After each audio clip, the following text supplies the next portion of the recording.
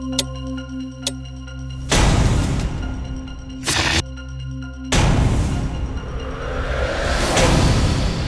8 маусым қандай күн? 3 облыс құру туралы президент жарлығының күшіне енген күні, яғни Абай облысы, Ұлытау, Жетісу облысының құрылғаны құрметті көрермен құтты болсын дейміз. Жарайды, статус бердік, бірақ енді не өзгереді? Бұдан проблема шешіле қоя ма? Бұл аймақтардың экономикалық әлеуетін көтеру үшін, дамыту үшін не істеуіміз керек? Бұл осы жайында сөйлесейікші. Кеш жарық.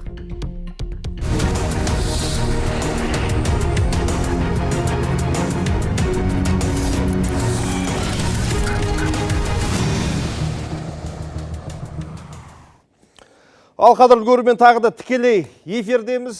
Сіздерді көргенімізге қуаныштымыз. Қандай да бір сұрақтарыңыз болса, төменде көрсетілген телефон нөміріне хабарласыңыздар, не болмаса WhatsApp әлеуметтік желісіне жазыңыздар. Енді байқасаңыздар, экранда бізді Zoom арқылы онлайн тамашалап отырғанда көрермендер бар. Сіздер де сұрақ қоя аласыздар. Тақырыпқа ой қосайық, атсалысайық дегім келеді. Бүгінгі студия қонақтарымен таныстырып өтуге рұқсат етіңіздер. Тұран Астана университетінің профессоры, Қазақстан экономикалық ғылымдар академиясының академигі Орақ Әлиев мырза. Парламент мәжілісінің депутаты Ғалым Әміреев, Қазақстан стратегиялық зерттеулер институтының жетекші ғылыми қызметкері Ермек Тоқтаров және экономист Сапарбай Жобаев мырза біздің тұрақты спикерлеріміздің бірі. Қош келіңіздер дейміз. 16 наурызда президент Қасым-Жомарт Тоқаев Қазақстан халқына өзінің жолдауын жариялады. Саяси экономикалық реформалар пакетінен бөлек 3 облыстың құрылатыны жөнінде мәлімдеген еді. Бұл енді әлеуметтік желіде әсіресе телеарналарда қызу талқыланған тақырыптың бірі. Қателеспесем, бізде бірнеше эфир арнадық, осы тақырыпқа. Енді қысқасы Абай облысының орталығы Семей қаласы болады, Ұлытаудың орталығы Жезқазған, Жетісу облысының орталығы Талдықорған қаласын экранға да бердік.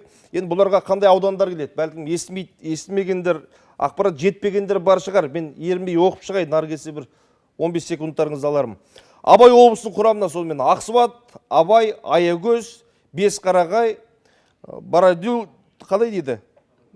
Барадулиха, Жарма, Үржар, Көкпекті аудандары мен Семей және Курчатов қалалары кіреді. Жетісу облыс құрамына Ақсу, Алакөл, Ескелді, Қаратал, Кербұлақ, Көксу, Панфилов, Сарқан аудандары мен Талдықорған және Текелі қалалары кірді. Ұлытау облысының құрамына Жаңарқа, Ұлытау аудандары мен Жезқазған, Қаражал және Сәтпаев қалалары кірді дейді. Енді айттым ғой, бұл тақырып бұға дейінде қызу талқыланған деп, дегенмен экономист ретінде алдымен сіздердің пікірлеріңізді білгім келіп отыр. Біраз сарапшылар айтты, негізі осы облысты құрудың қажеті жоқ еді, өйткені үшеуі дотациялық аймақ, ертең үкіметке, мемлекетке алақан жайып отырады. Бұны біздің бюджетте көтере алмауы мүмкін деген секілді. Сіздердің сұрағым келгені, бұл бір халықтың сұранысы бойынша ғана қабылдай қалған шешім емес па? Расымен қандай да бір қажеттілік бар ма? Үш облысты құрғанда. Біздің бюджет қаншалықты көтере алады? Мәселе осында ғой. Орақ мырза, не дейсіз? Өзіңізден бастайықшы. Сіз қолдайсыз ба бұл идеяны? Міндетті түрде қолдаймын. Және бұл мәселеге тек қана қаржылық жағынан келу бұл таяз пікір.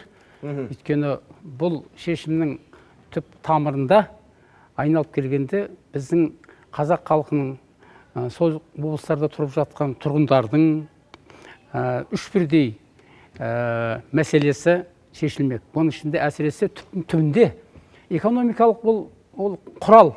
Экономикалық құрал арқылы біз әлеуметтік мәселелерді шешеміз. Ал енді осы екі мәселені шешу арқылы түбінде сол халықтың руханият, біздің ықылым заманынан бері қалыптасқан әлгі әр қазағым жалғызым демекші, сол өзіміздің қазақ халқының түпкілікті рухани құндылықтарын соның қайтадан орнына келтіру, түбінде сол біздің миссиямыз, мұратымыз. Ал қалғандары соның мақсаты және құралдары болып табылады. Сондықтан бұл өте... Осы пікір көп айтылады бізде, бұл тарихи әділеттік дейді. Неге десең, Ұлытау кезінде қазақ хандары бас қосқан жер дейміз. Неге Семей десең, Семейде кезінде Алашордашылар бас қосқан жер дейміз. Бұл енді тарихи баға қажеттілік. Екінші мына әлеуметтік жағдайын төмендігін айтамыз. Қай бағытқа біз басымдырақ тоқталғанымыз дұрыс? Енді Орақ ағаның айтқанына мен қосылып, бірақ экономикалық тиімділік бар екенін де осы жерде айтуым керек. Дұрыс. Себебі біз мынау бұларды экономикалық әлеуеттеріміз азайды. Сол кезде оңтайландыру деген алдымызда мақсат тұрды. Яғни бюджет қаражаттарын тиімді пайдалану, оңтайландыру, сол кезде аудандар қосылды, облыстар қосылды. Кейін біздің енді қазақ халқы жақсы біледі, біраз қауіпсіздік мәселесі де болды. Негізінен сол халықтың азайғаннан кейін, экономикалық әлеует төмендегеннен кейін ол облыстарды қосып бір дұрысырақ бір еңбек ететін дейді ма, не дейді. Былай тиімді облыстар құрдық. Бүгінгі күнге келіп, сол облыстардың жалпы экономикалық әлеуеті бүтін Қазақстан сияқты өсіп жатыр. Олардың енді жаңағы рухани, тарихи, географиялық, өндірістік, жаңағы аймақтық бір бөлек сияқты етті. Соларды біз өзіне жұмыс істеуіне мүмкіндік жараттық. Енді әрине біз білеміз, мынау мәселен жаңағы Семейді айтып отырмыз. Семейде инвестиция жасау мәселесі, басқа да нәрселерді енді өздері, сол жергілікті халық өздері шеше береді. Өздері шешеді дейсіз. Өскеменге барып сұрап жүрмейді, жалынып дегендей сияқты да. Жезқазғанда біздің Қазақстанның орталығы, олда да енді мен сәл кейбір келіспей қалатын жерлер бар, мынау аймақтық даму бойынша айтатын шығар. Мәселен, Жезқазған мен Балқаш екеуі бір болу керек еді. Бұл Совет дәуірінде бір болған екеуі, экономикалық бір. Қазір біз оны қандайдыр бөлдік, мүмкін енді үлкен әсері болмас, бәрібір бірге жұмыс істей береді ғой, мынау нарықтық заманда. Бірақ олар бір облыста болғаны дұрыс еді. Сондай аймақтық өзінің бір экономикалық бір бөлшектену бар. Сол қазір болды. Ал мырза, сіздің пікіріңізде не береді бұл үш облыстың құрылуы бізге? Бізге енді біз Қазақстан транзиттік мемлекетпіз ғой. Бізден мынау Батыс Қытай, Батыс Еуропа үлкен халықаралық дәліз салынды. Ол енді оңтүстік өңірлерге үлкен пайда істейді. Енді бізде осы үш өңір шамалы кенжелеп қалды экономикалық жағынан, бірақ бұрынғы ескі инфрақұрылым бар. Біздің мысалы Қызылордадан осы Қарағандыға дейін, сосын Нұр Сұлтан қаласына дейін баяғы автодәліз бар, бірақ ол енді қазір оның жағдайы нашар. Бірінші сол инфрақұрылымды орнына келтіру. Ішкі жолдарды жөндеу, ішкі жаңағы транспорттық инфрақұрылым бар ғой, соны ретке келтіріп, соның есебінен экономикаларын дамыту осы өңірлердің. Сосын жаңа өзіңіз айтқандай мақсат, мына экономикалық жағдай қазір, әсіресе бюджеттік жағдай былтырға қарағанда жақсы. Былтыр мысалы бюджетті біз салғанда баррельді мұнайды $60 есептедік қой. Биыл $120 болып тұр, екі есе. Бюджет кемінде екі есе көбейді деген сөз 22 жыл. Оның да кеше сарапшылар оны айтып жатыр. Былтыр мысалы жарияланғанда қиналып қалатын еді. Осы жылы жағдай жақсы былтырға қарағанда. Сондықтан толық негіз бар. Оны енді барлығы мен қолдап, қазақстандықтар қолдап жатыр деймін.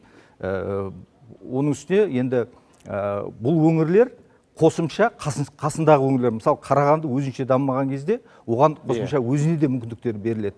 Біз енді Қызылорда мен Екорта Жезқазғанға үлкен дамуға бетбұрыс жасауға болады қазір енді. Ол жерде мына Қазақмыстың енді компаниялар бар ғой сол жерде. Олар бұрын енді бюджетті бірыңғай Қарағандыға беріп отырса, енді тікелей осы Жезқазған қаласына, Ұлытау облысына беруіне болады. Сондықтан мүмкіндіктер бар, үлкен мүмкіндіктер. Соны біз пайдалануымыз керек қазіргі жағдайда. Мұнай бір жаңа деңгейде тұра бермейді, ертең ол түсіп кетуі мүмкін. Осы 1-2 жылда осы мүмкіндіктерді біз пайдаланып қалуымыз керек. Жақсы, Ермек мырза, сіздің бір ауыз пікіріңізді білейік осы. Негізі осы шешімнің екі саяси тұстары бар. Біріншіден бұл 90-шы жылдары ұлттық мәселесі өте өзекті болған.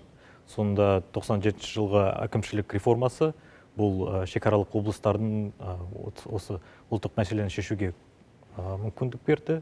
Енді әрине бұл қазіргі таңда осы үш облыстың қайта пайда болуы, бұл осы ұлттық мәселенің өзектілігі азайды, бірақ алдына әлеуметтік экономикалық мәселелер пайда болды. Сондықтан екіншісі бұл демографиялық дисбаланс мәселесін шешу үшін бұл облыстарға жаңа статус беріп, оларға инвестиция тартып, адамдарды тартып, олардың жаңа бір экономикалық дамуына жаңа импульс беру үшін сондай маңызды шешім деп ойлаймын. Мен қызықтыратын сұрақтардың бір ертеңіне бюджет қалай бөлінеді? Мысалы, Шығыс Қазақстан облысын алайық, өзі белгілер бөлінетін миллиардтары бар.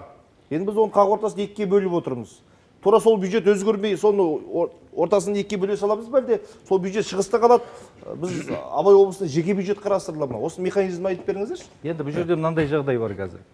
Жалпы база ретінде сол бюджет алынады, ол екіге бөлінеді. Жаңа адам санына сәйкесінше.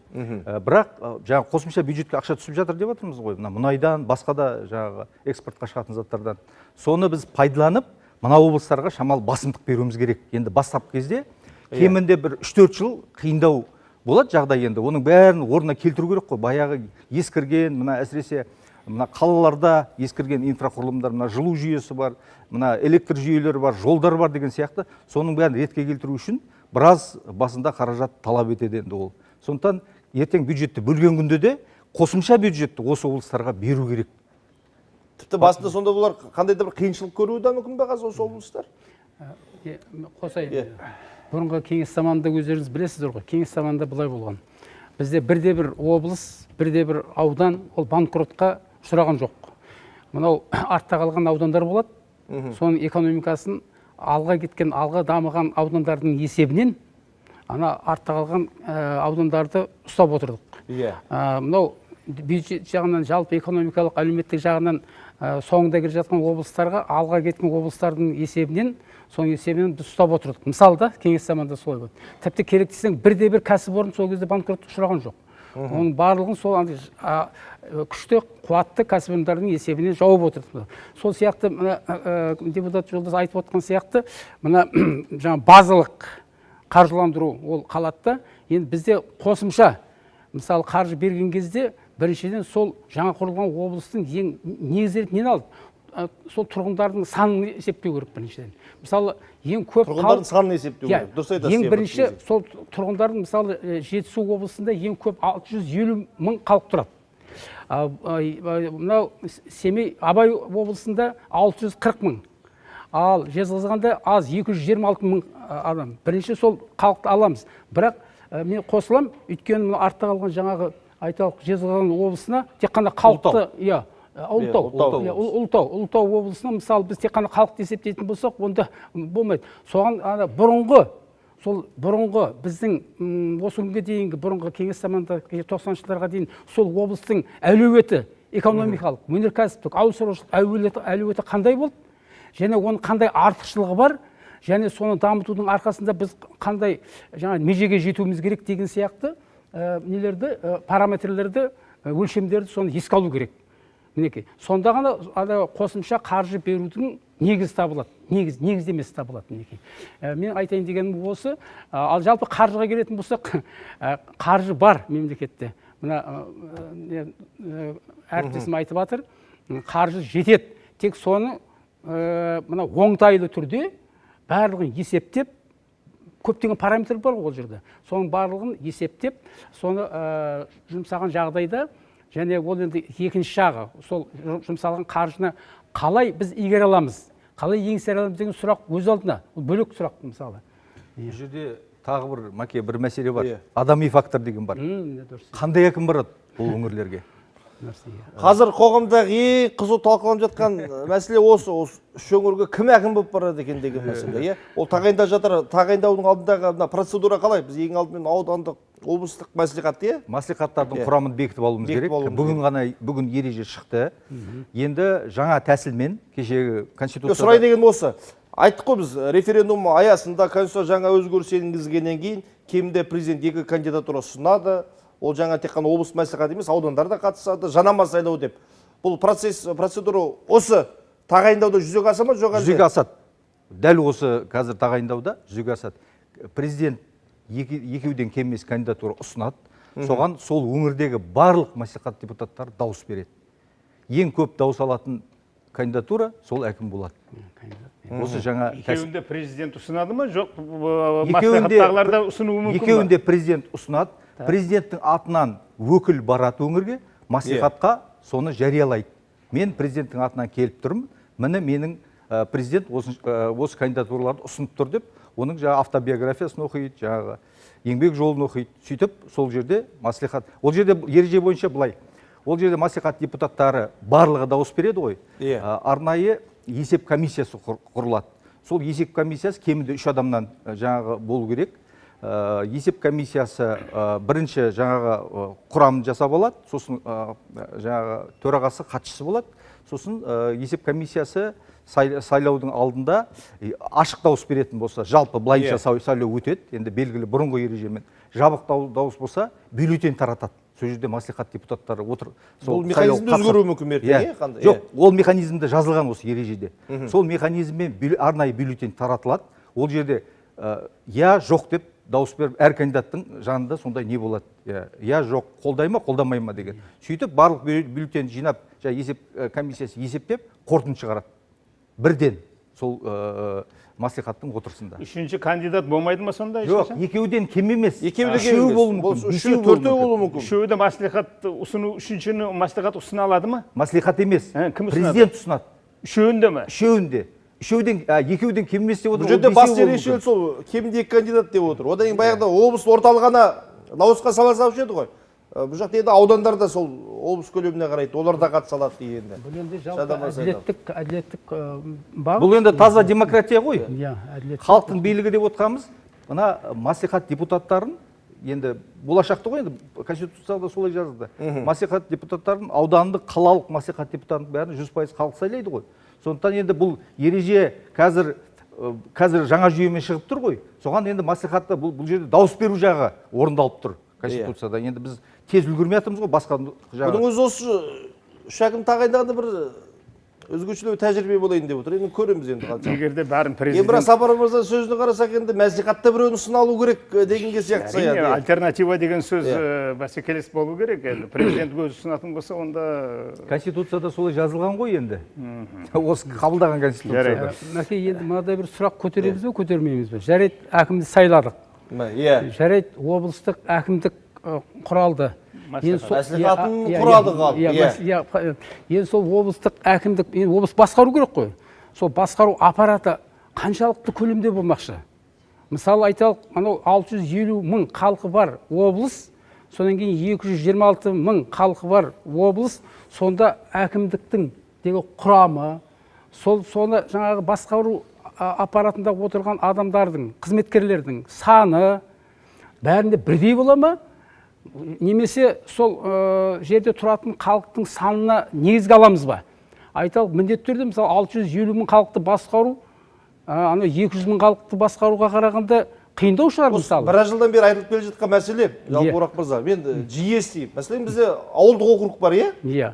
Енді Шығыс Қазақстанда бір ауылда, білмеймін, халықтың саны округ енді 3 ауылды қосқанда 5000 адам болуы мүмкін. Олардың арнайы штаты бар енді 3-4 штат. Ана Сарыағашқа қарасаң, оларда 3 ауылды қосқанда 60 мың адам болуы мүмкін. Бірақ ауылдық округқа бөлінген штат бірдей дейді. Енді ол 3 мың адам мен 60 мың адам салыстыруға болмайды. Бұл жерде адам саны есепті қаншақты есептеді? Сәл өзгеше болады. Мен одан хабарым бар. Мына бізде 2012 жылы жергілікті өзін-өзі басқару тұжырымдамасын қабылдағанбыз. Сол кезде әрине әлгі ауылдық округ деп басын ғой, Сарыағашта 60 мың, ана жақта 5 мың деп. Сол өңірдің өзінің экономикалық әлеуеті бар. Соған қарап штатта өзгерістер болады. Болады, о жағы қатқалған қағида жоқ. Енді ал енді бөліну өте дұрыс. Қазір былай, егерде Растанда Өскемендегі аппарат екіге бөлінгеннен кейін екіге бөлетін болсақ, бөлінеді. Жаңағы мәселен Өскеменде бүгін орынбасарлары бір 7 болса, мынада 3, мынада 4 қалады, екі әкімнен де. Ол анау айтқан үлкен бір жаңағы штатты үлкейтуге мұқтаждық жоқ, қажеттілік жоқ. Соны екіге бөліп қойылады. Бірақ әрине әрбір мына жерде бір басқарма болса, мына жерде бір басқарма бөлімдер болса, бөлімдер болады. Біраз бір көп емес, бір 2-3%-ға жаңағы ауданның аппаратын сақтау, облыстың аппаратын сақтау қаржысы көбейеді. Мен бұл жерде мынандай нәрсені айтпақшы едім.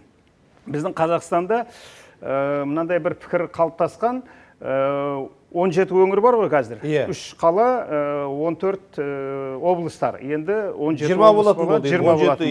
Соның 17-нің 14-і дотациялық. Бірақ бұл сол өңірлердің айыбы емес ода.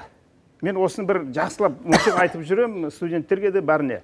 Мәселен, бізде мынау Шығыс Қазақстан, Қарағанды, Павлодар деген өте өнеркәсібі дамыған өңірлер. Олар өзінің жаңағы салықтық әлеуеті күшті. Бірақ бізде унитар мемлекет болғаннан кейін егемендікке енді шығып, өзіміздің орталықтан бір басқару, жаңағы вертикаль дейді Россиядағылар, біз не дейміз, енді бір орталықтан басқару жүйесін кіргізу үшін біз жаңағы ең негізгі салықтық түсетін үлкен әлеуеттерін Астанаға алдық. Міне мәселен Шығыс Қазақстан жаңағы күшті аудан облыс дедім ғой. Соның табысы 553 миллиард теңге. Өзінің салықтық өзіне түсетін қалдыратынымыз жаңағы біз Астанаға алып қоямыз да, бар болғаны 47 миллиард. 9-ақ пайыз қалдырар екенбіз. Қалған 91 пайызды жаңағы Шығыс Қазақстанның әкімі келіп, Астанадағы бүтін министерстволардан, бүтін өкіметтен жалынып сұрап, өзінің ақшасын қайтып әкетеді. Осыны біз ұмытпауымыз керек. Олардың өзінің ақшасы. Біз енді айтамыз ғой, біз өз-өзін асырап отырған, мемлекетке ақша жаймайтын 4-ақ өңір бар деп. Атырау, Маңғыстау, Астана, Алматы. Бұны енді себебін айтып кетейін, енді осы жерде уақыты келгенде. Өңірлерге тек қана жеке табыс салығы қалғанда, ал яғни жеке табыс салығы қай жерде? Нұр-Сұлтан, Алматыда біздің жаңағы олигархтарымыз, банкерлеріміз, жаңағы үлкен квазимемлекеттік кәсіпорындардың барлығы осы жерде де олар өте үлкен, айына бір 20 миллион араған екен, олардың салығы да көп. Енді Атырау мен Ақтаудағылар мұнайдағы істейтіндер, олардың да айлығы көп, солардың жеке табыс салығы көп. Қалған өңірлерде жеке табыс салығы жаңағы 10%, 20% ғана күшіне жетеді. Мәселе осыда. Егер де біз не істеу керек дейсіз? Не ұсынар едіңіз? Не істеу керектен бұны бір 10 жылдан бері жаңағы сол концепция болған кезде айтып жатырмыз. Ана кәсіпорындардың табыс салығының бір қандайдыр бөлігін орталыққа алып емес, бір енді шешіп көріп, 50%-ын Астанаға алып, 50%-ын сол өңірлерге қалдыру керек. Біздегі негізгі 3 үлкен табыс, мынау кеденден түсетін табыс, қосымша құн салығы табысы, кәсіпорындардың табысы барлығы Астанаға жиналады, кейін біз бөліп береміз. Сөйтіп біз жаңағы донор, аналар дотацион. Қалма пікірге қалай қарайсыздар? Мәке, Сапекең айтып отырғаны, мынау бізде қайта бөліс, перераспределение деген бар ғой. Қайта бөліс механизмін соны жетіспейтіндігін айтып отыр ғой Сапекең осы жерде. Табыс түсетін. Ораға кешіресіз, мен жетіспейді деген сөз айтқан жоқ. Бізде унитар мемлекетте бұл кезінде керек болды деп айтқан. Жоқ, дұрыста керек қой. Бірақ сонда да болса енді жаңағыдай қайта бөліс бол. Мысалы біз орталыққа шоғырландырып қой. Соны қайтадан бөліске келген кезде, мысалы, соның жетіспейтін механизмдері жетіспейтінді айтып отыр. Мен онымен келісемін. Өйткені барлығын алып, одан кейін қайтадан әлгі соған береме, бермеме үлкен сұрақ. Мысалы да, сондықтан оны әу бастан бізде бөліс, қайта бөліс деген ұғым бар экономикада. Бөліс распределение, қайта бөліс перераспределение. Сонда әуелі бірінші бөліс туралы айтып отырса екен, ан жақтан бірден бұл жаққа жібермей, сол жақта қалды. Негізгі бүйірін толтырып отырған аймақтарға да кішкене бір міндетті түрде.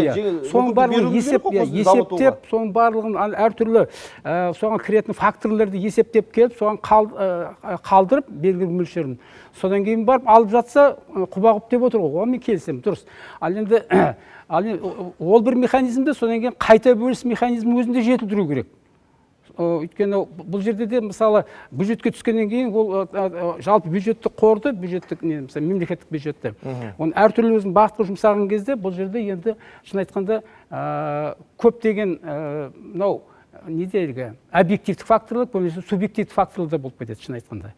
Соның барлығын есептеп, сөйтіп барып жолға қою керек деген әңгіме ғой бұл жерде. Әсіресе жаңа облыстарға мысалы. Осы қаржы мәселесін бітіре салу үшін мақсат маған рұқсат берсең, бізде қаржы мынау ұлттық қорымыз бар, ұлттық банктың алтын валюта резерві бар, зейнетақы қорымыз бар, ақша мынандай бір жиналып жатқан қорларымыз бар. Бірақ бюджеттің ақшасы жеткілікті қаржы бар деп біз айта алмаймыз. Бізде бүгінгі мынау өткен жылғы цифраларда 15,5 триллион біздің шығындарымыз болса, соның 5 триллион біз ұлттық қордан алдық. Ал дүние жүзі салығына жасайды. Салығымыз бар болғаны 9 триллион болды. Яғни 60%-дық салықтан ақша түсіп жатыр. Біз соған жасауымыз керек еді. Бірақ қандай да бір себептер бар, енді оны сұрасаңыздар айтам. Қалғанын болашақтың, ұрпақтың бізге жиып қойған жаңағы жер асты қойнауымыздан жиған ұлттық қордағы ақшаны алып қазір жеп жатырмыз. Қаржы көп емес. Осы нәрсені ұмытпауымыз керек. Біз әлі өте көп үнемдеп жасайтын жағдайдамыз. Оны жаңа ұлттық қорды қазір міне 5 жылда, 15 жылда, 7 жылда 35 миллиардын жеп қойдық па, 55 миллиард қалды. және бір 5 жылдан кейін ұлттық қорды жоқ қылып кейін не қыламыз? Қайтадан кешіресіңдер, біз жаңа айлықтарың төмендейді, бюджеттегілерді төмендейміз, мынау қаржыландырмаймыз, дотация бермейміз дегенге барамыз ба? Сондықтан қаржы көп деп айтуға мен әлі әрекет жасамаған болар едім. Біз бірінші қадамдар туралы айтайық та, ана 3 өңірлік жаңағы әкімшілік өңірлік бірлік пайда болды. Қандай қадамдар болу керек қазір? Бұл жерде бюджет маңызды емес бастапқы кезде. Мен бағана айтып отырмын, базаны бөледі. Енді бұл жерде ең маңызды нәрсе жаңағы адами фактор. Кім әкім болады? Ол қандай жоспармен ары қарай бюджет сұрайды. Қазіргі жағдайда әр облыстың өзінің әлеуметтік экономикалық кешенді жоспары бар. Мына 3 облысқа қазір жаңадан ашылған, осыған жасау керек. Әлеуметтік экономикалық кешенді жоспарды. Не істейді? Ол облыс қандай саланы дамытады, қанша бюджет керек, соның ішінде барлық мәселе болу керек. Оған шамалы уақыт беріледі енді 1-2 ай. База жаңағы болады. Сосын жаңағы әкімшіліктің кадрлық саясаты дейміз ғой, жаңағы барлық жерде типтік бізде штаттық кесте бар, барлық әкімшіліктерде, облыстарда. Бұл 3 облысқа да дәл сондай беріледі. Енді адам саны шамалы аздау беріледі басқа облыстарға қарағанда, бастапқы кезде. Ары қарай әкім жаңа кешенді әлеуметтік экономикалық жоспарын қорғау керек, сосын жаңа штатын қорғау керек. Сөйтіп барып президент әкімшілігімен бізде ұлттық экономика министрлігі соның бәрін негіздемесін қарайды, есептейді, сөйтіп барып бұл мәселеге қайта ораламыз. Қазір ол бюджетті талқылаудың мен ойлаймын бастапқы кезде ондай қажеттілігі жоқ. Облыстың экономикалық әлеуеті қалай? Мысалы үшін жеке-жеке тіпті тоқталып шықсақ болады. Семейге тоқталайықшы мысалы үшін. Енді мал бағу өте ыңғайлы жер екен білеміз, Семейдің малы енді бүкіл Қазақстан бойынша өңірлерге барады. Тағандай Семей не нәрсеге ыңғайлы? Бірақ ядролық апат аймағы екенін де ескеру керек. Енді 3 облысты бірден бір сөзбен айтуға болады. Ауыл шаруашылығы басым облыстар. Ауыл шаруашылығы басым облыстар. Соның негізінде жаңағы өңдеу өнеркәсібі де соның негізінде болады. Басқа да салаларды соған қарап жасау керек негізі. Қазір жаңа кешенді жоспар деп жатырмын ғой. Сол кешенді жоспарды сол негізде жасау керек. Басқа ол жерде варианттар жоқ қазір. Енді өңдеу өнеркәсібі де мүмкіндіктер бар. Енді көреміз қазір қалай болады. Бұл жерде енді инвестиция тағы да жаңа әкімдерге байланысты болады. Инвестиция тарталса бірден тез арада ол жердегі жаңағы үлкен жобаларды тартып жұмыс жасауға болады. Әкімдердің өзіне көп нәрсе байланысты болып өте көп нәрсе байланысты болады. Сол Семейдің өзінде кезінде қанша бір тері өңдеу үлкен комбинаттар болған. Олардың бәрі қазір құрдымға кетті көбісі. Үлкен цемент шығаратын заводтар болса, неге? Шығыс Қазақстан облысының өзінің жаңағы салықтық әлеуеті 9%. 91% жаңағы транспорт болғаннан кейін республикалық бюджеттен. Оны ертең бөлгенде де сол анау 9-дан ұзаққа бармайды. Бізде көпшілік бізде өңірлер Қостанайда сондай, Қызылорда сондай. Ал енді мынау Қарағандының әлеуеті күштірек. Бұл жерде 28% ол өзінің жаңағы салықтық әлеуеті бар. Соны да енді екіге бөлген кезде, мынау мен жаңа айттым ғой, Жезқазғанда бізде Қазақмыс бар, басқа да Шұбаркөл, басқа да өңір сол үлкен кәсіпорындар бар. Енді мынау Балқаш бөлініп қалғаннан кейін, енді олардың сәл жағдайы Қарағандыға қарағанда сәл төменірек болады. Ал енді мынау Алматы облысының өзіндік несі 14%. Өзінің бүгінгі күндегі әлеуеті, ол екеуінің де экономикасы бір-біріне жақын, ауыл шаруашылығы өте дамыған өңірлер есептелінеді. Олардың да сол бюджеттің сол 14%-лық үлесі, яғни 6-дан 1-і өзінде, қалған 6-дан 5-ін трансферт арқылы республикалық бюджеттен алады. Бұлай сырттай қарағанда осындай цифраларымыз бар. Мен бір қосайын деген, осыдан 11 жыл бұрын Семей қаласына барғанмын. Сонда 2-3 күн болғаннан кейін мен шын айтқанда жылап қайттым. Сол кезде Семей қаласының өзінің түрін көріп, ахуалын көріп.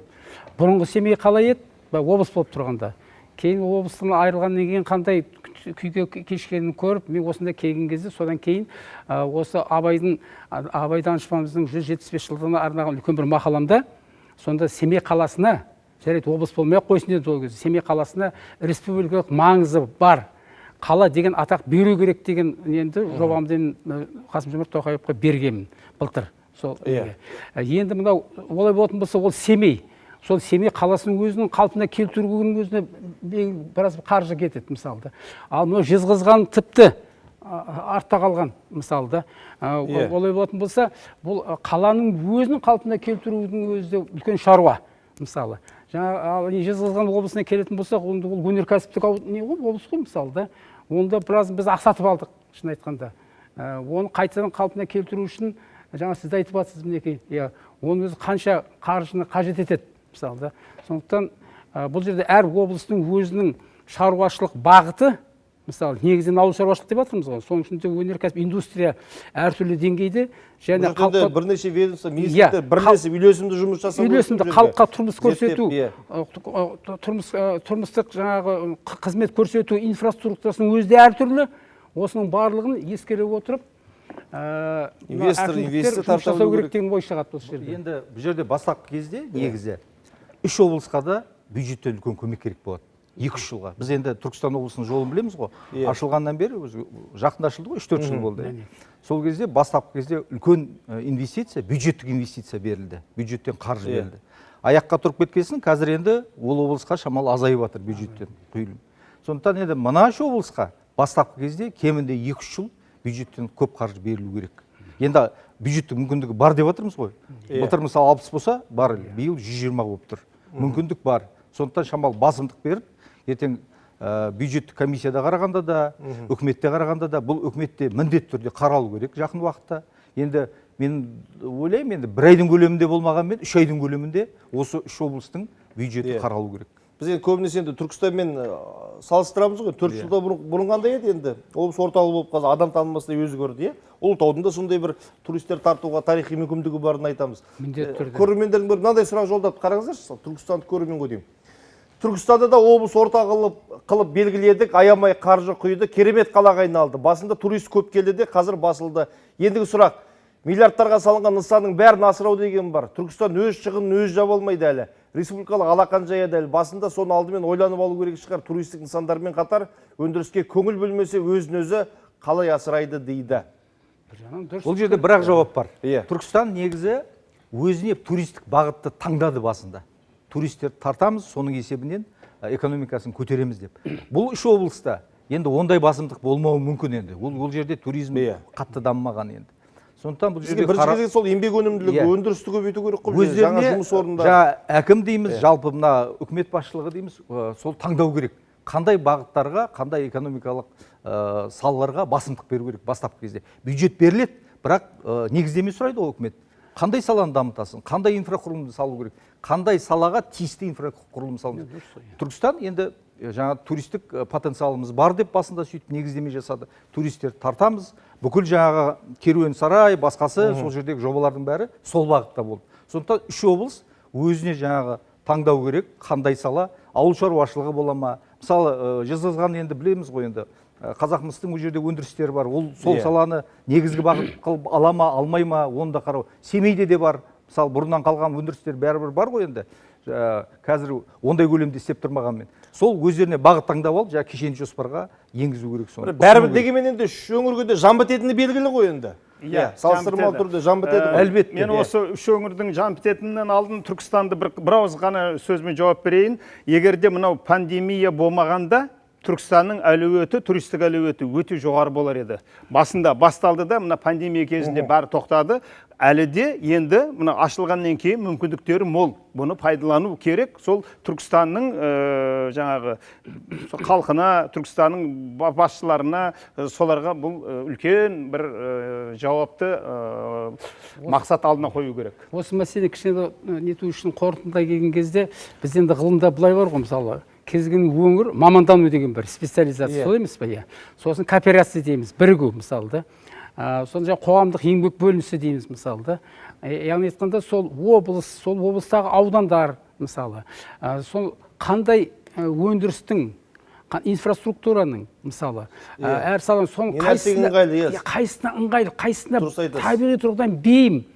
Осы соның барлығын енді елеп екшеу керек та. Сондықтан әріптестерім айтқандай, бұл әкімдіктің бұл оның жаңағы әлеуетіне, мына білімдік, жаңағы біліктілік, сараптамалық, ғылыми сол деңгейіне тікелей байланысты. Мысалы, соны қалай жүргізе алады? Мысалы, дұрыс, топырақтың өзімен зерттеуді өткізу керек біз. Енді ана Қызылордада өскен күріш тапырып, сен Семейде келмейсің ғой, иә? Семейдің халқы жылдар бойы мысалы үшін жаңа картоп егіп келе жатқан шығар. Соның жердің топырағын лабораториядан өткізсе, мүмкін ол жерде жүгері егу әлдеқайда пайдалы, әлдеқайда тиімді болатын шығар. Осындай бұл жаққа да ғылыммен керек. Міне ғылыми технологиялық енді жезқазғанды айтып жатырмыз ғой. Мына Жезқазған бүгін қаласында облыс мәслихатының бірінші сессиясы өтті. Тарихи сессия 12 депутаттың 11 қатысыпты. Мәслихат хатшысы сайланған, лауазымға Аманат партиясынан сайланған депутат Бауыржан Шыңғысов тағайындалыпты. Қазір біз осы Жезқазған өңірімен байланысқа шығып көрейікші, тікелей эфирді пайдаланып. Ғазиз Ештанаев мырза, филология ғылымдарының кандидаты. Ұлытау облысы. Жезқазған қаласында айтып отырмын ғой, облыс мәслихаттың деп, орталығы. Ғазиз мырза, қайырлы кеш, дауысым естіліп тұр ма? Ғазиз мырза, қайырлы кеш. естіпей тұр ғой. Қоспай тұр өзі. Қосылмай тұр ғой деймін. Жезқазғанмен байланысқа шығып жатырмыз. Ғазиз мырза, қайырлы кеш. Дауысым естіліп тұр ма? Микрофон өшіріп қойыпты ғой, микрофон жақсын. Микрофон қоса салсаңыз. Естіп тұрсыз ба, Ғазиз мырза? Естіліп тұр. Ал құтты болсын емне. Облыс атанғандарыңыз. Сізден сұрағым келген, статусты алып жатсыздар. Соңғы бір айларда бірдеңе сезіле ме? Жезқазғанда қандай да бір өзгеріс байқала ма? Әлі күтіп отырсыздар ма? Кеш жарық, құрметті мына ашық алаңға қатысушы ағалар, азаматтар. Әрине, біз 25 жыл осы хабарды күткені Жезқазған Ұлытау өңірінің халқының ерекше қуанышпенен, ерекше ризашылықпенен қабыл алды. 16 наурыз біздің осы Ұлытау облысының жаңа тарихының бір ерекше бастау кезеңі деп бағаланып жүр. Қазір ең бірінші олжа халықта керемет көңіл күй пайда болды. Рух оянды. Болашаққа деген сенім, үміт арта бастады. Жақсылыққа қарай ұмтылу. Енді бұған дейін жаңағы бір кішкене қашан ашылар екен, ашылмайды ау деген сияқты екіұдай ойдың ортасында жүрген, теңселіп жүрген халықта қазір анық болашаққа деген жол. Көңіл күй жақсы еді, рух оянды деп жатса, іс жүзінде әзірге өзгерген бірдеңе бар ма? Әлі сол қалпында тұр ма әлі? Енді жалпы қала бойынша сұрап отыратын болсаңыз, Иә. Жезқазған қаласы бойынша. Әрине, мысалы, қазір көшедегі жаңағы айтып кеттік қой, халықтың бір-біріне деген қарым-қатынас көңіл күйі өзгерді. Бір, екіншіден қаладан реңі өзгере бастады.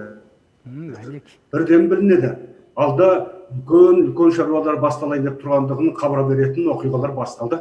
Мысалы, бір ғана Жошқан тарихи мәдени кешенінде қазір қауырт жұмыс басталып жатыр.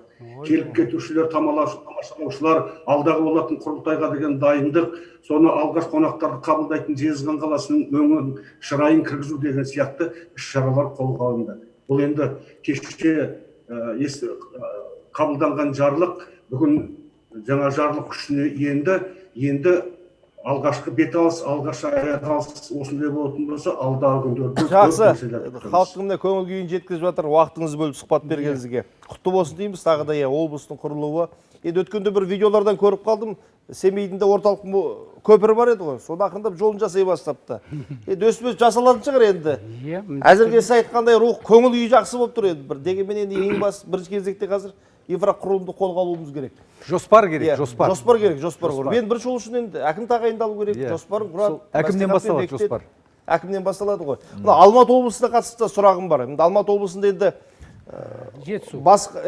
Алматы облысын білесіздер, енді қазір Жетісу бөлініп жатыр ғой, екіге бөлініп жатырмыз. Енді Ұлытау мен Абай облысымен қатты салыстыруға болмайтын шығар, өйткені Алматыға жақын орналасқан, бұл басты проблема халықтың көптігі, демография. Және енді президент өткендегі сөзінде айтып отыр, облыс орталығына қатынау проблема деп. Ана Ұзынағаштан 300 километр Талдықорғанға жүру. Жарайды, енді Алматы облысының халқы көп облыстардың бірі ғой. Тіпті бірінші кезекте. Екіге бөлдік. Бірақ облыстың негізгі салық төлеушілер жаңа Іле ауданы, Қарасай, Алматы маңы. Бүкіл завод, фабрика, өндіріс осы екі ауданда. Ең бір қаржысы бар аудан. Бұл Алматы облыс жағында қалды. Енді Жетісу аймағындағы аудандарды көретін болса, көбінде сол енді малын бағып, ауласында картоп егіп, егін егіп, жан бағып отырған халық, дотациялық аудандар, облыс. Ана Талдықорған қайтадан тоз-тоз шығып, біздің Жетісу облысы әлсіреп кетпейді ме деген бір күмән бар іштей. Не айталар едіңіздер?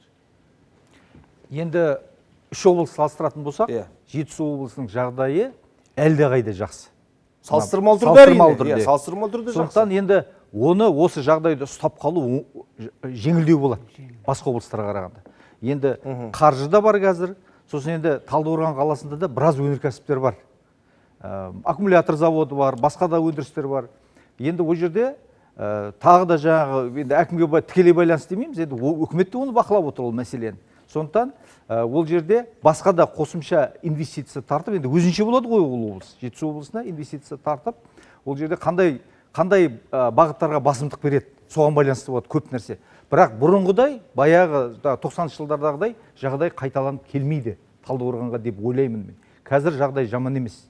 Ол жерде енді мына екі Ұлытау мен Абай облысына қарағанда ондай күш салудың қажеті жоқ. Тек ол жерде дұрыс осы бюджеттің ақшасын дұрыс пайдалану, бюджет қосымша беріледі. Жаңа мен айтқандай, кешенді жоспарға байланысты болады. Соны тиімді пайдаланса, ары қарай Жетісу облысы алып кетеді. Менің өзім тұжырымым солай. Сосын Талдықорғанның бір ерекшелігі, ол жерде мынау білім, ғылым саласы да әжептәуір.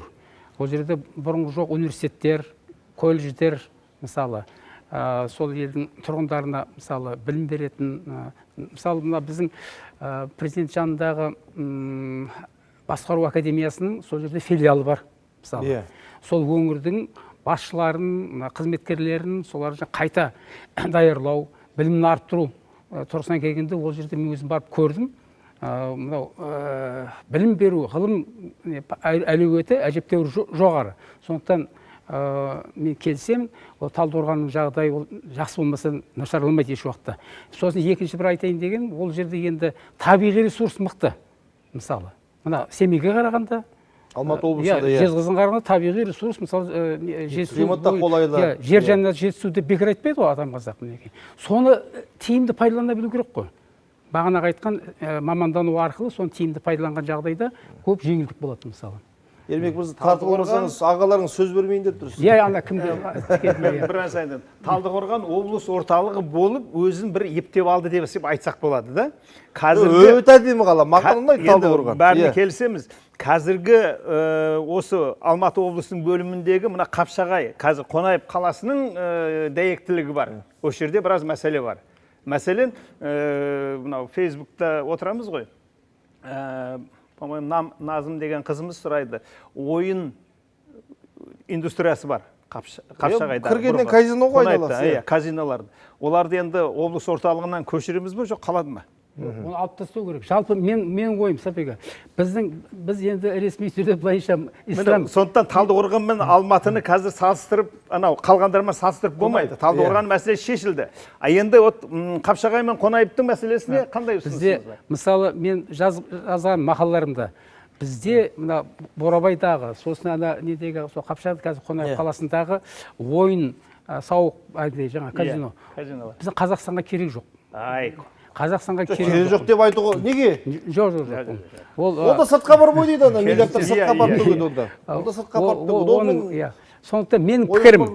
Осы пікіріңіз тағы уақытымыз өте аз қалды. Мына бір пікірді білейікші, енді шоуымыз құрылады деген соң біздің торғайлық ағайындарды үміт етіп, бұлар да белсенділік танытып өткенде митинг өткізді. Осыны айтайын, мен былай деймін. Торғайға байланысты не айтасыздар? Мәке, мен осыған кішкене айтайын деп келгенмін. Мен өзім торғай бүйрегім бұрып. Қысқаша айтыңыз, бірақ минутымыз қалды. Мысалы, біздің президентіміз былай деді: біз тарихи әділеттілікті орнатып, пікіріңізді айтыңызшы, пікіріңіз, уақытымыз өте аз қалды аға. Ұлыларымыз дүниеге келген киелі өлкелерді қайта жаңғыртуға тиіспіз деді. Ал енді олай болса, осы айтылған сөз неге Торғай облысын айналып өтті? Қазақша айтсам, бұнда басқа облыста бәйбішеден туып, Торғай облысы тоқалдан туып қалды ма деген. Торғайдың саны қанша? Халқының саны қанша Торғайдың қазір? Торғайдың саны қазір 230 менде бар, менде де. 200 мыңға жетті ма? Иә, торғайдың саны қазір айтайын 200. Қостанай облысын айту керек. Оның аумағына байланысты ғой, аумағына қанша аудан кіреді оған. Торғай облысының кезінде 70 жыл мен 90 жылдың арасында 220 мыңнан 301 мыңға дейін. Қазір қанша? Жоқ, қазір енді ол сол қазір оны бөлген жоқ қой, нақтылаған жоқ. Қостанайдың аумағында. Аумағы нақтылаған кезде сол кезде белгілі болады. Сол кезде егер де бұрынғы несін алатын болса, бұрынғы 301 мың халқы болған Торғай облысы жабылып қалды ғой, мысалы. Ол жерде Ахмет Байтұрсынұлы, Міржақып Дулатұлы, анау 16 жылғы неге патша кезіндегі себеп білесіз, кезінде қоспағанда кім біледі, біз қазір Қостанайдан айырылып қалар ма еді? Қазақтардың саны әлі де 40%-ға жетпейді. Тұлғалардың дүниеге келген жер. Сондықтан бұл болашақ әңгіменің, осы Торғай облысын ашудың бір тұздығы шығар айтып отқаным, мысалы. Мен өз басым сол Торғай облысын ашу бұл енді күн тәртібінде тұрады, мүмкін кейінірек ашылып қалуы мүмкін деген. Мысалы, Ғалым Байназаров деген менің замандасым, білесіз шығарсыздар, сол Торғай облысының өкілі. Сол кісілер барлығын әлеуметтік, экономикалық, мәдени, өркениеттік жағынан дәлелдеп әлгі жазып, сол жазған жазбаларын үкіметке, президентке тапсырды. Мен бір пікір оқып берейінші, Зейін Сабырқұловтың саясаттанушы ғалым. Қазақстан 80-90 жылдарда картасын үңілсеңіз, Торғай облысы ішкері өңір екенін, шет мемлекеттермен шектеспейтін білесіз. Ал Қостанай облысы қалпымен Қазақстан Ресей шекарасына орналасқан өңір. Кеңес заманында Қостанай облысы толығымен орыстана жазады. Тәуелсіздік жылдарында Ресеймен өзара шекара бөліскенде осы облыс көршіге кетіп қалама деген қауіп болды. Осы тұста 97 жыл сол кездегі Қазақстан президенті Торғай облысын жауып, оны Қостанай облысына қосты. Бұл Қостанай өңірінің серпінді түрде қазақылануына үлес қосқаны жасырын емес, мәртебесін жоғалтып, деградациялауға Торғай өңірінде қазақтар жаңа облыс орталығына жөңгілей көшті. Бұл үрдіс қазірде жалғасуда депті. Бірақ енді қазіргі сайысқа қарасақ, әлі де қазақтардың үлесінде 39, Қостанай облысында орыстардікі 41, украиндардікі 8-6 және де өзге де ұлттар дейді. Бұл мәселені шешудің тек қана асықпаған жөн сияқты меніңше. Әлде қателесем бе? Тек қана саяси тұрғыдан келмеу керек, қарамау, бұл да дұрыс фактор. Бірақ мен толығымен қолдаймын. Қостанайға ең болмаса Торғайға дәл қазір бір жеке мемлекет бағдарлама керек сияқты өңірдің әлеуетін көтеретін. Ол дұрыс. Жақсы. Уақытымыз тәмамдалып қалды. Аман жүздескенше. Жақсы, рахмет. Рахмет, жақсы.